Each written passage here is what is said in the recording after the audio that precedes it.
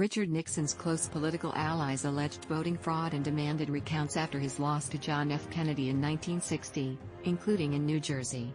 Unlike President Donald Trump, Nixon publicly accepted the loss, though he privately said had been robbed. Herbert Hoover attempted to undermine Franklin Delano Roosevelt's proposed New Deal after Hoover lost the 1932 presidential election, setting the stage for political divisions that still exist. Andrew Jackson's followers blamed a so-called corrupt bargain in Congress for costing him a presidency in 1824. He won 4 years later, supported by people who believed he was their champion against Washington elites. History experts say that the transition following the 2020 election is certainly unique, taking place amid a presidential impeachment, widely believed but debunked claims of voter fraud, and threats of violence by groups fueled by bizarre conspiracy theories. But, while peaceful presidential handoffs following even the most contentious elections are a hallmark of American politics, they are not always smooth. The Civil War, of course, is by far the worst outcome of a presidential election. But while it was triggered by Abraham Lincoln's election in 1860, it was the result of deep divisions over slavery, not over who won the election. James Buchanan, unlike Trump, accepted defeat and quietly left office. You have a different kind of secession going on this year. A secession of people into separate universes of facts, the bottomless pit of conspiracy theories, said Peter Woolley, director of Fairleigh Dickinson University's School of Public and Global Affairs. The analogy is when you refuse to accept the legitimacy of the government, you're putting the country in danger. Some experts say the conflicts are likely to continue after Joe Biden's inauguration. He could be the first president to take office without a single confirmed cabinet member and amid ongoing hearings related to his predecessor's impeachment. And, against all evidence and dozens of court decisions, millions of people still believe he did not win the presidency, as Trump refuses to concede. That's quite a contrast to 2000, when Al Gore conceded that George W. Bush won the presidency after weeks of legal wrangling over a recount in Florida that was ended by the Supreme Court. One of the foundational principles of American democracy is if you lose, you walk away, said Benjamin Dworkin, director of the Rowan University Institute for Public Policy Citizenship. But the 3-month transition period between presidential elections and inaugurations can provide a stage to amplify political conflicts, and, in some cases, have defined political divisions that lasted for years, or even generations. The long transition is just an opportunity for catastrophe, said Eric Rockway, a professor of history at the University of California at Davis who has written about the Hoover-Roosevelt transition. It serves no purpose other than to make trouble.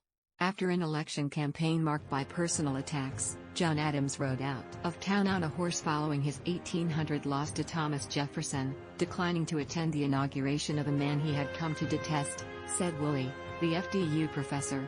Adams and Jefferson disagreed on political principles. Adams favored a strong central government while Jefferson opposed it. But the bitterness of the 1800 election may have stemmed from Jefferson supporters accusing Adams of having a hideous hermaphroditical character, while Adams supporters called Jefferson a mean-spirited, low-lived fellow, according to History.com. The two men didn't speak for several years after the election. They later renewed their friendship, writing letters to one another until they died on the same day, July 4, 1826. It turned out there was a deep kindred between Adams and Jefferson, Woolley said. I don't think we're going to discover that with Trump or anybody else. John Quincy Adams, like his father John Adams, did not attend the inauguration of the man who defeated him. Like Trump's 2016 victory, Andrew Jackson's ascension to the presidency in 1828 was considered an enormous triumph by followers who believed it represented a repudiation of the elite class that controlled the country. Thousands of people poured into the White House after the inauguration. There was this rowdy exultation. But they weren't there to undermine democracy, said David Greenberg, a professor of history, journalism and media studies at Rutgers University. They were there to celebrate it. The mob caused damage but was lured outside when bowls containing an alcoholic punch were set on the White House lawn, Greenberg said. The inaugural celebration in 1829 and the bitterness of the election can be traced to 4 years earlier, when Congress gave the presidency to John Quincy Adams over Jackson and other candidates. There are some similarities to the 2020 election and its aftermath, but unlike Trump, who lost the election, Jackson led in popular votes and in the Electoral College, though he did not have enough electoral votes to win. Jackson spent the next 4 years calling it a corrupt bargain and undermining Adams' presidency, Woolley said.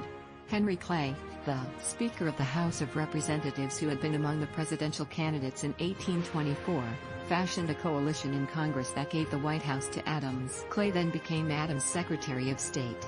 Jackson followers felt left behind, outsiders looked down upon by the elite, and that their frontier freedoms were going to be reined in, Woolley said, adding that the 1828 victory was their revenge. Even as banks were failing, Hoover believed an economic turnaround was just around the corner, but was being undermined by Roosevelt's victory, leading to a loss in confidence in the economy.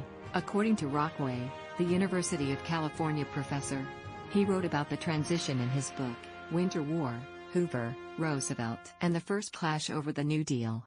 Hoover attempted to get Roosevelt to sign on to his economic policies, including signing off on a commission to consider forgiveness of international debt.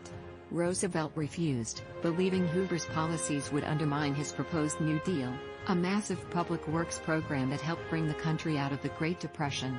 Meanwhile, Rockway said Roosevelt tried to get Congress to pass New Deal legislation before he took office, an effort that Hoover short-circuited with threats of a veto. It was a highly ideological campaign and Roosevelt won in a landslide, Rockway said, adding that the American people expected a dramatic change in dealing with the Depression and a long-term change to how the federal government would relate to ordinary Americans.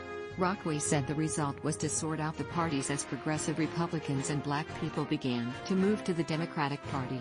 Hoover, who complained that the New Deal was socialistic, solidified the Republican Party's conservative ideology that set the stage for decades of political conflicts as Roosevelt signed into law such measures as Social Security and unemployment insurance. In the 1960s, Lyndon B. Johnson, who considered Roosevelt a mentor, continued that pattern by signing into law Medicare and civil rights reforms that political experts have said helped lead to Democrats losing control of the South. Richard Nixon's allies alleged voting fraud in Chicago and Texas, filing lawsuits and pushing for recounts in multiple states, including in New Jersey, an echo of Trump's claims following November's election. But there was a difference: Nixon publicly distanced himself from those attempts, even though he apparently agreed with them. He wanted the points for publicly being statesmanlike even though that's not who he was, said Greenberg, the Rutgers professor.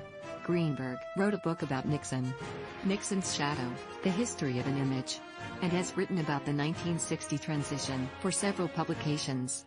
He said Nixon told people at a Christmas party that had been robbed and falsely said that President Dwight Eisenhower supported the recount efforts. The allegations that Chicago Mayor Richard Daley helped tip the election to John F. Kennedy are still believed by some people despite a lack of evidence, Greenberg said. But there wasn't a widespread movement in support of Nixon, as there has been for Trump.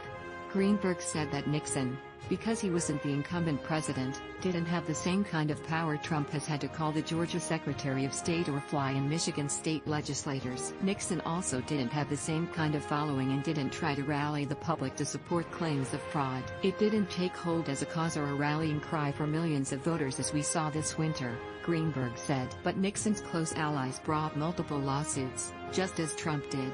They resulted in several recounts that affirmed the election results, with one exception. Greenberg said that Democrats asked for a recount in Hawaii that flipped the state.